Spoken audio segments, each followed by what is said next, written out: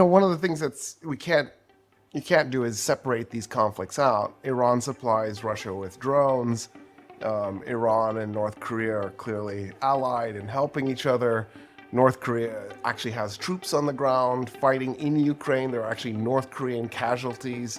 So it's like intertwined. Everything's intertwined. Welcome, everyone. We are back. This is a new thing that we're going to try, and it's Roy updating us on the news. Hey, Roy. Hi, how's it going? Pretty good. How are you doing? Well, good to see you, Jeremy. It's good to see you, Roy. Yeah. I like making this a regular thing. I mean, we'll see. No commitment.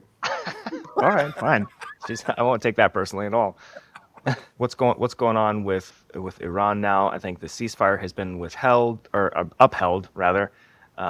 Things seem to be escalating in Ukraine, and the U.S. just passed the big beautiful bill.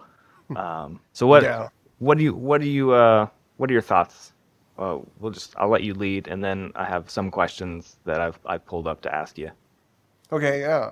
I guess the first thing that kind of pops into my mind is, and at some point, based on past experience, the Israelis will break their ceasefire with Iran and fire missiles at them again.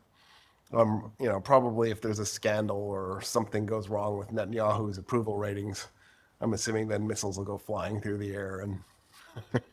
Which he's currently being investigated, correct? Like there's the pending trial. I mean, yeah, but I mean that's been an ongoing thing for a while now. So, yeah, there's an attorney general in Texas who's really good at spreading things like that out. It's crazy. All right, so kind of speaking about U.S. international news. First question, I'll say so. Like this has been there've been calls between Trump and Putin recently. How do you think that is affecting things on the field in Ukraine and Russia, and to a certain extent conversations in Iran? Yeah, so one of the things you can't do is separate these conflicts out. Iran supplies Russia with drones. Iran and North Korea are clearly allied and helping each other. North Korea actually has troops on the ground fighting in Ukraine. There are actually North Korean casualties. So it's like intertwined. Everything's intertwined. So at some level, this is all mixed up. Another thing that's really interesting about this for me is watching Trump say that I'm talking to Putin, we're going to get a deal. In the meantime, Putin's, using drones and missiles and hitting Kyiv. And then you go, well, clearly Putin is signaling something. What is he signaling? And I think, one of the things he's signaling is I'm not gonna back down until I get the territorial claims that I've made. And of course, on the other side, Zelensky can't give him the territorial claims that he's made. So it's an impasse. And one of the things I keep hearing from people who are against us supporting Ukraine is that there's no way to win. This is a waste of money. Ukraine brought this on itself. Ukraine is slowly losing.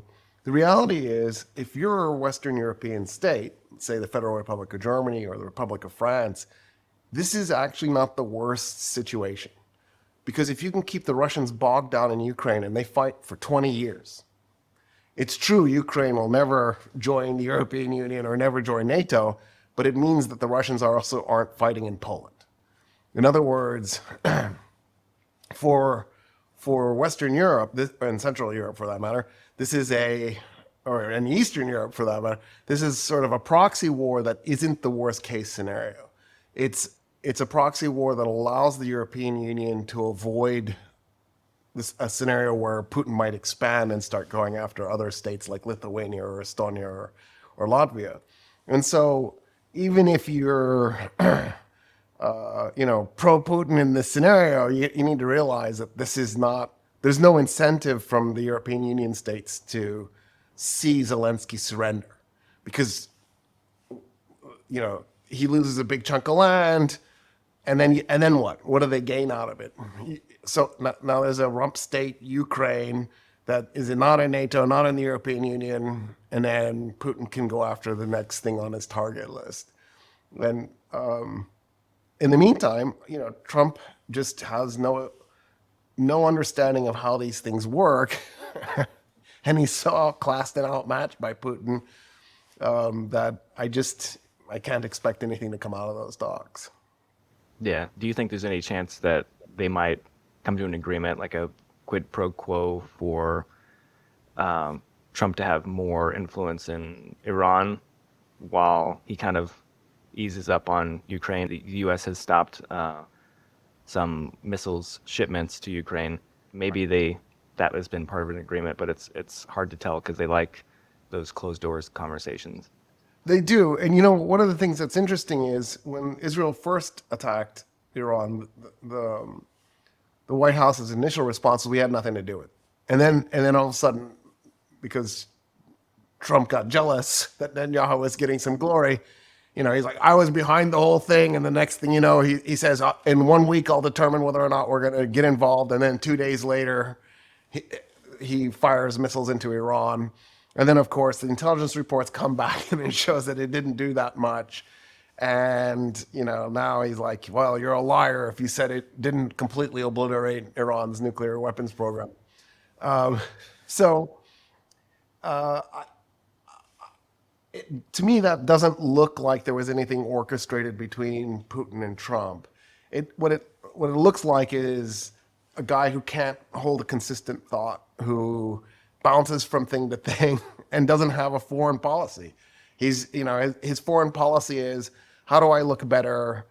I want to hang out with these authoritarian characters. I like them because I want to be an authoritarian character. That's what it looks like from watching him. And so at the end of the day, I don't even think there is a deal. I do think that the Chinese might have been thinking that maybe they could make a deal out of this, right? Go after Iran, we won't get involved, but we're going to go zap Taiwan. And one of the things that's interesting about the scenario that we're in right now is, Israel ran out of defensive missiles. I don't know if it ran out of offensive missiles, but it definitely ran out of defensive missiles. So not only was the United States firing missiles into Iran and doing strikes from B-2s, the United States now is having to replenish Israel's depleted missile supply. And so while the United States is getting involved in what could become a prolonged war, the Chinese are looking around going, Taiwan's looking really tasty. So it's entirely possible that this could devolve in a way that I'm assuming the Trump administration isn't capable of predicting, right? In policy, usually we apply this for domestic policy, but it obviously works for international relations as well. There's internalities and externalities, and internalities are the foreseen consequences of your policy, and externalities are the unforeseen consequences. And one of the things we've kind of figured out is the higher IQ your leader is, the better of a politician that leader is, the fewer externalities you get. And I'm always surprised when people do something like, let's say you attack Iraq in 2003, and the next thing you know, there's an ISIL running around, beheading people, and you're like, I didn't see that coming. Really? You didn't think you'd radicalize people by randomly blowing up a country that never attacked you? Like, of course something's bad's gonna happen. So switching over to like a kind of international players. So do you think, so we have, the war in Ukraine, and then the Iran-Israel conflict, and then, tensions for China taking Taiwan. Do you think that these different components might make each player more self-interested? Like, the relations between Iran, Russia, and China, do you think they are growing stronger, or they're more just kind of, hey, let's take advantage of this opportunity and do our own thing? I mean, it could be a little bit of both, and which is probably a terrible answer. But one of the reasons I'm saying that is, if you're China, you're looking at Taiwan and trying to figure out how you get Taiwan out of this. And if it means sacrificing something, you'd probably be willing to do it. The question is, how much would you be willing to sacrifice? And I think in terms of, large, long-term Chinese strategy, North Korea is the perfect example of this. Why does China spend so much energy propping up North Korea and helping North Korea and defending it? And the answer is that it sees North Korea as kind of like a knife in the side of U.S. foreign policy.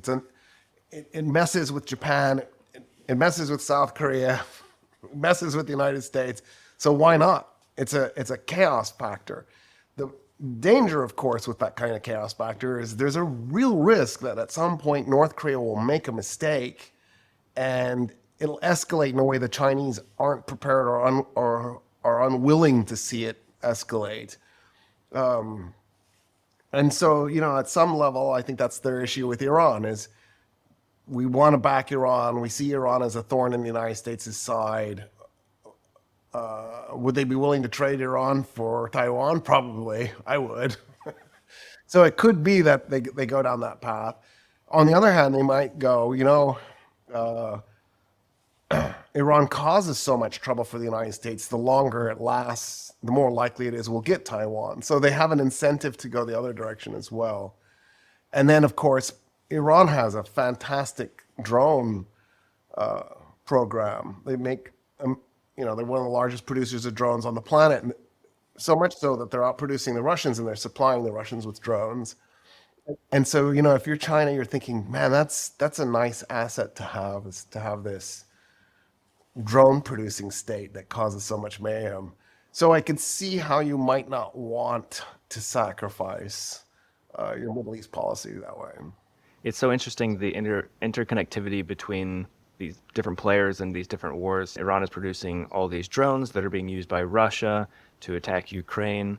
And then we have China, who is supporting North Korea, who has troops in Ukraine Yeah. on behalf of Russia right now. So it's just like this whole intermeshed thing of Yeah. it's fascinating. So like which piece or pieces do you think contribute to the overall cohesion of these kind of, would you call them allies, or are they just kind of like, what do you think? So, technically the word ally means there's a treaty that you have between your two states. So technically, United States and Israel aren't allies because they don't have that treaty. Federal Republic of Germany and the United States are allies. Canada and the United States are allies. You'd never know it to listen to Trump speak. So if you use allies in sort of the soft way, then yeah, they're totally allies. In fact, here's one of the great tragedies of what's happened. When Putin took over in 2000, he very clearly wanted to avoid Russia becoming a satellite state of China. And the reason why that was on the table was Russia's economy was a basket case when he took over. I think it was about the size of Portugal's economy, which, if you're Portugal, that's fantastic. But if you're something as big as Russia, that's a catastrophe. And so his goal was to somehow dig Russia out of this economic malaise and then maintain Russia's sovereignty and then reassert it as a global superpower. And, no matter what you think about him, he has successfully reasserted Russia to a degree anyway. I think he kind of missed the mark. And the reason I think he missed the mark was when he upped the war in 2022. Like, he didn't need to do that. He could have, kept the pieces of the Donbass that they had and Crimea and not escalated. And I think he would have gone down in history as brilliant. But instead he made this ego-driven mistake that I don't know how he extracts himself from, because he can't save face by giving up too much land. So it's a mess. But anyway, because he did that war, he has effectively pushed Russia into China's sphere, because now China is propping Russia up. It's propping up the economy. It's buying its oil. It's supplying it with weapons. It has North Korea actually acting on China's behalf as sort of like a proxy state to support the Russians. They can look at Iranian and Russian dependence on them, and they can go, look, you guys are basically our satellite states at this point. So I think that one of the things that's kind of strange about the current situation is this chaos is actually lending itself really well to the People's Republic and their goals, as opposed to Russia or Iran. Iran isn't winning this. Iran has taken a serious beating in Lebanon and in Gaza, right? Hamas and Hezbollah both really got punished. And so at some level, and then of course Syria collapsed. And so Iran lost its best friend. Syria was its best friend. Hezbollah was, maybe Hezbollah was its best friend. Anyway, I can't tell. One of those two was its best friend. Maybe they were in a three-way best friendship. And Iran's missing two of its best friends, and so it's a disaster. So who do you think Iran would reach out to now to fill that friendship gap? I mean, there's nobody, because regionally they're isolated to a degree, in part because of religious tensions. By the way, religious tensions that people will be like, oh, did you know the Shia Sunni split goes back to the birth of Islam? It does, but it was never as pronounced as it is now. There has always been strife between Shia and Sunni, but not in the way it's manifested itself now. Today it's more like the Protestant Catholic split, which is extremely violent. And so in a really weird way, I think one of the successes of the colonial project was to come to the Middle East and then export the kind of religious bigotry that it imposed on itself and get it wedged into the Middle East, and it's been wildly successful. So, Afghanistan is essentially a Persian state. It's got a huge non-Persian population, but so does Iran. Like, they both have the big non-Persian populations. But the core population, the people that we think of Afghans, they speak a dialect of Persian, but they're Sunni, and so the Islamic Republic of Iran hates the Emirate of Afghanistan. They hate each other's guts, even though ethnically and linguistically they're so intimately tied together. Even though they're both fundamentalist Muslim states, they just can't stand each other, to the point where in the 90s the Iranian military mobilized and went to the border to fight the Taliban twice. They didn't do it because at the end of the day, they were like, dude, what idiot attacks this country? They're crazy. And then when we decided we were going to do it, they were like, oh my God, thank you. We wanted to do it, but we were too smart to actually do it. You're thankfully foolish enough to do it for us. And so they helped us, right? Because they were like, yeah, an enemy of an enemy is a friend, which, by the way, is a terrible saying. Usually an enemy of an enemy is just another enemy. Yeah, so regionally they don't have any good options, right? And then with Syria out of the way, they have Iraq. Iraq is a friend, but between the Iran-Iraq war and then the United States' genocidal wars against the Iraqi people, Iraq is a basket case. It's still trying to get back on its feet. So it's not a strong ally to turn to. And then of course it's Arab, and so its loyalties are split, even though it's majority Shia. In terms of the Iranian public, or just the general direction that Iran is heading now, do you have any ideas of like kind of intentions or feelings for just transitioning out of what just happened into like what the future looks like? Yeah, so the Iranian people have launched multiple attempts to either reform or topple their government. The Iranian people, I think I'm safe saying this, that a majority of the Iranian people do not like the Islamic Republic of Iran. And, in the 90s, we had the reform movement under Khatami. In 2009, there was the Green Movement. 3 years ago, there was the Mahsa Amini protests, women, life, freedom. And then in between, there were other events as well. I'm simplifying it and just sort of distilling it down to the three big events. And in the end, the Islamic Republic sort of prevailed each time. The conservatives, the hardliners, defeated the reformers. and they stopped the Green Movement and the Women Life Freedom Movement. That, having said that, the Iranian public never, the government survived, but the public never was like, oh, okay, cool, we accept. There's still sort of been this ongoing hatred of the state. I think Israel attacking Iran loosened that up a little bit. And there were Iranians who had been in the Women Life Freedom protests who went, well, if they're going to attack us, then we need to back the state. We might hate the state, but this is now about our survival. So one of the things that I'm worried is a result of Israel's attacks, Israel and the United States' attacks, and the fact that we know Israel will break the ceasefire because they always do. Right? It's 100% that at some point they will break the ceasefire. I think what it'll do is it'll actually keep the government from toppling. What you might see is that they might get rid of Khamenei. So in other words, I could totally see a situation where the IRGC says, this guy's got to go. He's a fool. He's too old. He's not leading us in the right direction.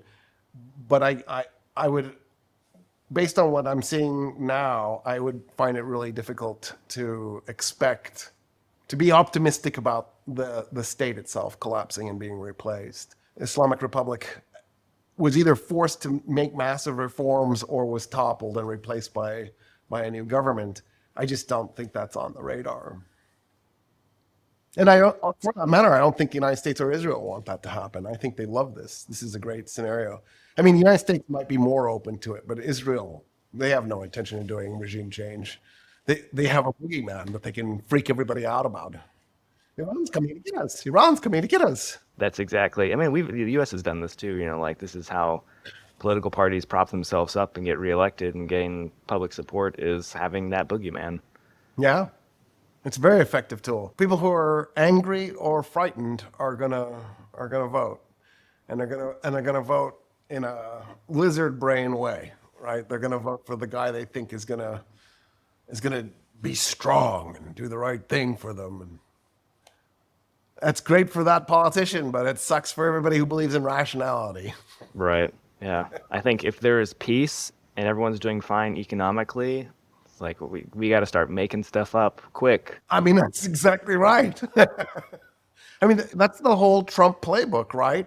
We're just going to say one crazy thing after the other, and we're going to create problems and then try to solve the problem we just created. And we're just going to stir up chaos and watch to see where things land and see what happens. And some of it will stick, some of it won't stick, but we'll have the public so wrapped up and so confused they won't know what direction is up. He's doing a great job of that. And Yes, he the is. rest of us are, feeling the consequences. Eventually the pendulum will swing the other way. But I mean, that's also a problem. What's the other way? I mean, what's the Democratic Party offering as the alternative? And Our legislative branch is handing over so much power to the executive branch. And so just voluntarily giving it away, right? yeah, And it's getting to the point that it's going to work really well for you, the GOP right now, right in this moment. But what's going to happen when you have another Democratic president? Because it will happen. And now they have this huge amount of executive power that you gave them in the past. And that's just going to keep spiraling. This has been happening for decades. it's true. Yeah, now the courts are surrendering power to the executive branch. And you're like, So we're slipping, ever so gently into, back into a monarchy or a dictatorship. It's hard to tell. well, for me, the institution doesn't matter. The quality of the leadership matters. So I'm okay with monarchy. I just think this is not the way to do it. And also, why throw out the republic? Why not fix the republic? I'm a firm believer in fixing what you've got, in part because not only it's what the people are used to, it's part of the political culture. I don't think people are going to be okay on the other side of a monarchy in the United States. Just if for no other reason, because it's so ingrained in people's minds that this is not the way to do things. Deeply rooted in our culture that we are independent, which, we're on sliding spectrum of independence constantly, because I think a lot of people don't realize how little say they have when they cast that vote. Yeah, that's also very true. Yeah, and if you were going to do this, I would think you'd want decades to sort of ease the people into it. And, Trump has only been at this for 9 years. Well, he's also, he's now the oldest, sitting president. So this is, how long can he do this? Yeah, that's a good question. I mean, So, yeah, I'm thinking of 12 more years. I think that's what he's got in him. of life or being president. Being president, yeah, both. Because I'm assuming he cashes out at the same time he ends his time as president. Yeah, because let's run that scenario since I dug it up. What happens if he runs for office again? Who stops him? That's a really good question. Because there's so many things that constitutionally he shouldn't have been. He shouldn't have bombed Iran. He shouldn't have ordered that because that's not his right in the executive branch to do. But he did it, and a few people said, and then they tried to put a resolution for the War Powers Act, like bringing that back up, and it just got pushed back down again. So that's a fascinating question. Will his base would love it? Right. Would the rest of the public? What could we as citizens actually do? I mean, there is the thing that we used to do that we don't do anymore called protest. I know that every once in a while there's a protest, but it's not sustained. So it's like this little flashpoint, and then people protest for a few weeks, and then they go back to whatever they were doing. And that's the whole idea behind what happened in the Arab Spring was you didn't protest for a few days or a few weeks. You protested until the government went down. Now, don't get me wrong. Some of the results were awful. I'm not saying that's the kind of outcome you want to have. Literally, no Arab state became a democracy as a result. Like the one state that looked like it was on the path to doing it, Tunisia, just basically passed a new constitution that undid it. So everybody's back to where they were. So it wasn't a successful outcome, but if you're going to do it, that's the only outcome you have. That's the only option you have is you have to make it sustained. And the American people just don't seem to have the attention span to do a sustained movement. So then your other option is you sue and you take it to the courts. But where's the standing? So like you're the Democrat running against Trump. How are you wronged? And then I guess you could be a Republican in the primaries that you could sue saying that you were wronged. But then when it gets in front of that Supreme Court, they're going to decide 5-4, maybe 6-3 in favor of Trump. So they'll say that the Constitution is unconstitutional. Yeah. That's fascinating. And So even if they don't, or they could also just choose not to rule, right? They can ignore anything. They could. They just not. Yeah. Just saying, well, we can't see any standing or whatever. They just ignore it. Let's change subjects to something more positive and talk about war. Oh, okay. So we've noticed like the war in Ukraine and has kind of changed. Warfare has been changing dramatically over the past few decades in general. Like conventional warfare, like the warfare we saw in World War II, is more or less gone. We saw that when Putin invaded Ukraine. It was supposed to be like a 24-hour thing. He had his tanks. He had it. It was this, and it stalled out, and it was a massive failure. That was, in my opinion, that was the end of conventional warfare. So now we have this terrifying new drone warfare. We have cyber warfare that's been ongoing, and I feel like that's starting to increase. I think cyber threats to Ukraine's power infrastructure is now a threat. And then we've had some issues here in the U.S. So what are some things that you've noticed in terms of the evolution of warfare that we should be paying attention to now, or that you have any thoughts of what is to come? Yeah, it's a good question. I think one of the lessons we learned at the end of World War II was tanks were really vulnerable to airplanes, and um, I've al- I've al- I've kind of been surprised at how most conventional militaries really insist on having a reasonable sized tank force. Now, the British got rid of their tanks a few years ago, so some states went, "Oh, let's get rid of them because they're foolish." One of the interesting things that happened with when Russia attacked Ukraine is how many of their tanks got burnt up in the streets. City warfare tanks are a bit of a mess. They're too easy to take out, basically. In open areas, they're easy to take out with airplanes, so that's also a mess. Helicopters, also, they're also vulnerable to helicopters. But what's interesting to me, and this kind of surprised me, was that when the Germans began sending tanks to the Ukrainians actually have been using those tanks fairly successfully. They're keeping them back behind the lines. They're not putting them on the front line, so they're using them as basically mobile artillery. But that's working for them. So maybe there's still a space for tanks in contemporary warfare that it kind of felt like 80 years ago. Maybe there wasn't anymore. And it'll be interesting to see if drones start to affect tank warfare as well. But at the end of the day, I really think it boils down to who can produce more drones faster. Missiles and drones and airplanes and helicopters, I think, will be the dominant feature in warfare in the future. I know there was a cyber attack on Ukraine. I want to say it was 3 years ago. Like, it was early on.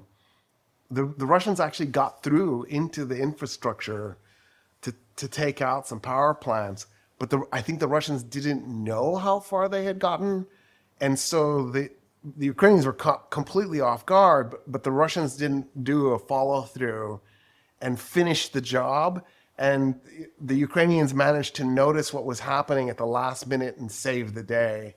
So I think that'll also be kind of a feature of cyber warfare, is you won't know how effective you were. It'll be this black box kind of scenario. I think that will probably cover it for our news update. What do you think? Yeah, let's do it. All right. Well, thank you, Roy, for your take on the news going on in early July. We'll see what's going on here in a few weeks in the world. Okay, yeah, thanks, Joe. Yeah.